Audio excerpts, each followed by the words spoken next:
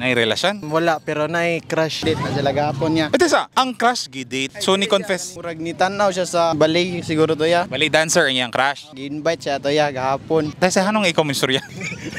Chill ra sa itong pastor.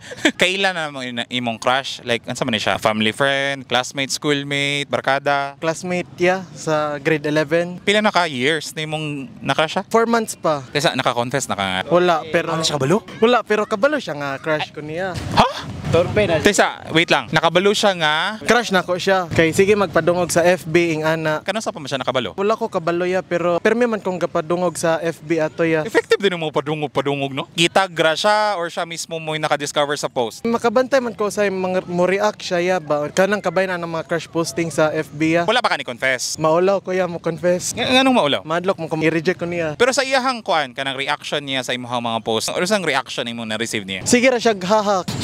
Pero di siya mo-comment. Usahay. Dun sa post nga iyang i-commentan. Ikatong 20 reacts ko i-reveal akong crush. Tapos, butang na to, given ang 20 reacts, so imong i-comment ang kinsa imong crush. Wala pa man to nabot og 20 reacts ya. Ah, wala pa naabot og 20 reacts? Ni-react po siya, kapel. Apple pod. Mga 10 ra pud to kabuk ni react ato ya. Oh, sige maniwagan ta. Kulang pagpulo para i-reveal. Willing ka nga i-reveal online? Willing ko sa personal jud i-reveal kay kung sa online murag tinapol man na. Kung Pero maulaw man ka, unsa mo na to na? Unsay ginabuhat nimo para ma-less ang imong kaulaw nga mo confess sa crush? kanang ako siyang librehan permi. Like one time nang nanana pa man gali mi atog cinema. Inside out? Oo. Kamu duwara? Kuyog siya. Ano apil-apil kang ila tong moment? Go good. Nganong siya? Bright siya ya, tas gwapa. Buotan pod. Simple ra pod kayo siyang pagkatao ya. Wala ba siya uya bro? Dili pa taon siya. Mensahe nimo niya. Crush, nagka-crush ko nimo kay kabalo na ka, wa ra good. Stay safe, amping, God bless.